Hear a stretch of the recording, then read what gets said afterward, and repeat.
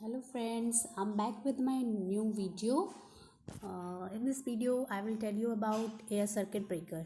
The main aim of all type of circuit breaker is to prevent reestablishment of arcing after electric current zero. देखो, हमने पढ़ा था कि सारे भी जितने भी हमारे एयर सर्किट ब्रेकर्स है, जितने भी सर्किट ब्रेकर्स हैं, उन सब का मेन काम क्या होता है, जो उसमें एक आर्क जनरेट होती है उसको एक्सटिंग्विश करने का, उसको बुझाने का काम होता है। ठीक है, but air circuit breaker does the same in different manner. इसका मतलब है कि जो हमारा एयर सर्किट ब्रेकर है वो भी सेम चीज़ करता है, लेकिन अलग तरीके से करता है। कैसे करता है वो हम पढ़ेंगे।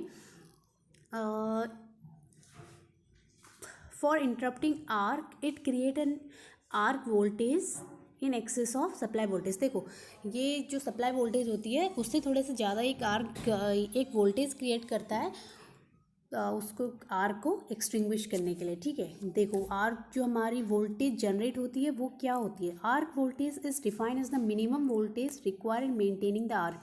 हमारे एक मिनिमम वोल्टेज जो हमें आर्क को मेंटेन करने के लिए चाहिए होती है, ठीक है, उसको हम क्या बोलते हैं, आर्क वोल्टेज। ठीक है, अब देखो, the air circuit breaker operate with in the voltage level 1 kV does not require any arc contact device. देखो, ये क्या होता है, जो हमारे एयर सर्किट ब्रेकर होते हैं वो वोल्टेज लेवल 1 kV में ऑपरेट होते हैं, और ये इनको कोई आर कंट्रोल डिवाइस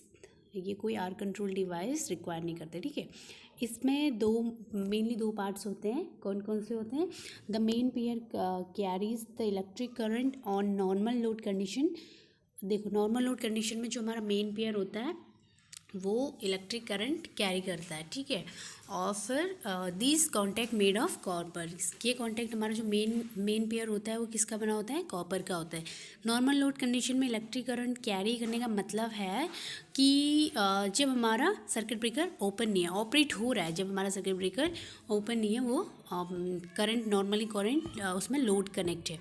ठीक है, फिर the other pair is arcing contact. Other pair क्या होता है? हमारा आर्किंग कॉन्टैक्ट होता है, और वो किसका बना है? कार्बन का बना है। अब ये देखिए, एक पिक्चर में आपको दिखा रही हूँ, इसको ध्यान से देख लीजिए, इसमें मेन कॉन्टैक्ट और आर्किंग कॉन्टैक्ट्स को, और उसके बाद हम आप पढ़ेंगे मेन कॉन्टैक्ट और आर्किंग कॉन्टैक्ट्स के बारे में पढ़ेंगे। देखो, जब हमारा सर्किट ब्रेकर में हैवी करंट फ्लो होगी तो हमारा मेन कॉन्टैक्ट फर्स्ट ओपन हो जाएगा। ठीक है, मेन कॉन्टैक्ट ओपन होने के बाद फिर उसके बाद हमारा आर्क कहाँ पे जनरेट होगी? आर्क कॉन्टैक्ट्स पे। ठीक है, अब हम पढ़ेंगे। देखो, when the circuit breaker is being open the main contact open first and during opening of the main contact arcing contact are still in touch with each other. देखो, जब हमारा सर्किट ब्रेकर ओपन होगा तो सबसे पहले हमारे main contacts खुलेंगे। ठीक है, जो हमारे नीचे मेन कॉन्टैक्ट्स देखे थे ना, सबसे पहले वो ओपन होंगे, उसके बाद हमारे क्या होगा, लेकिन हमारे मेन कॉन्टैक्ट्स हमारे ओपन हो चुके हैं, लेकिन अभी हमारे जो आर्किंग कॉन्टैक्ट्स, उसके ऊपर आर्किंग कॉन्टैक्ट्स देखे थे हमने, आर्किंग कॉन्टैक्ट अभी भी एक दूसरे के टच में है, मतलब अभी वो ओपन नहीं है। ठीक है, उसके बाद फिर as the electric current gets a parallel low resistive path through the arcing contact during opening of the main contact। क्यों ओपन नहीं होंगे? क्योंकि वहाँ पे एक लो रेजिस्टिव पाथ मिल रहा है उनको, इसलिए अभी भी वो कॉन्टैक्ट एक दूसरे पे ओपन नहीं है। ठीक है, there will not be any arcing in the main contact. देखो, यहाँ पे हमारे जो मेन कॉन्टैक्ट में क्या है, आर्किंग नहीं होगी, आर्किंग जनरेट नहीं होगी हमारे मेन कॉन्टैक्ट में। The arcing is only initiate when final the arcing contact are separate.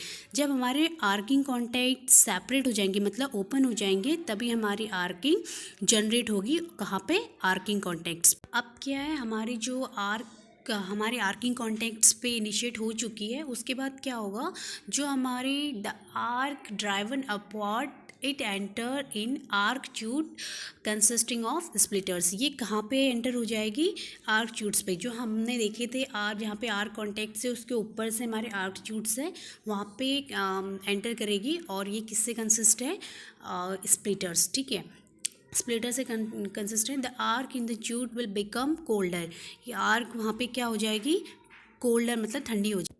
colder, lengthen and split, hence arc voltage become much larger than the system voltage। देखो ऐसी colder हो जाएगी और lengthening हो जाएगी और स्प्लिट हो जाएगी हमारे आर्क ट्यूब पे। इससे क्या हो जाएगा, हमारे जो आर्क वोल्टेज है वो हमारे सिस्टम वोल्टेज से ज़्यादा हो जाएगी, ठीक है, at the time of operation of air circuit breaker.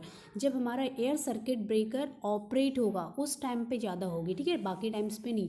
And therefore the arc is quenched finally during electric current zero. फिर यहाँ पे क्या हो जाएगी हमारी फाइनली, हमने पढ़ा था ना कि जब हमारी मिनिमम वोल्टेज जनरेट होगी जो हमारी सिस्टम वोल्टेज से ज़्यादा होगी तो वहाँ पे हमारी आर्क क्या हो जाएगी, क्वेंच्ड हो जाएगी। तो फाइनली हमारी आर्क क्वेंच्ड हो जाएगी ड्यूरिंग इलेक्ट्रिक करंट जीरो, ठीक है। Okay, that's all about air circuit breaker. Other video I will tell you about SF6 circuit breaker. Thank you.